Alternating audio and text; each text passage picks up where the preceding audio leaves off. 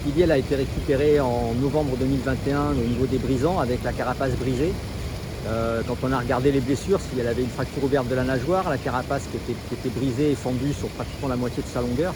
Donc c'est un signe caractéristique des blessures créées par des foils, ces espèces de lames métalliques qui sont sous certaines coques de bateaux pour leur permettre d'aller plus vite.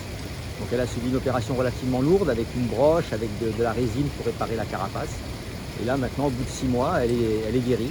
Et donc on va pouvoir la relâcher et du coup on va la faire parrainer par des écoles justement pour associer conservation et sensibilisation. Alors Speedy, c'est une jeune tortue verte. On ne peut pas encore savoir son sexe parce que chez les tortues marines, les caractères sexuels secondaires qui permettent de reconnaître le sexe apparaissent quand les tortues font 80 cm de longueur de carapace.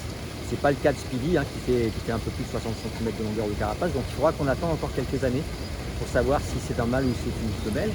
Mais comme on l'a photo-identifiée, on va pouvoir suivre sa croissance dans la nature grâce aux photos qu'on récupère avec les plongeurs et les apnéistes.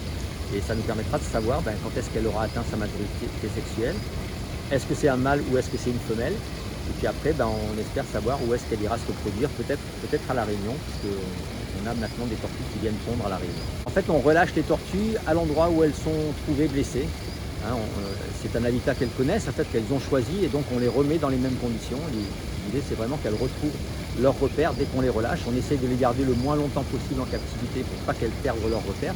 Et ensuite, on les relâche dans un environnement qu'elles connaissent, de façon à ce qu'elles puissent tout de suite retrouver leurs repères.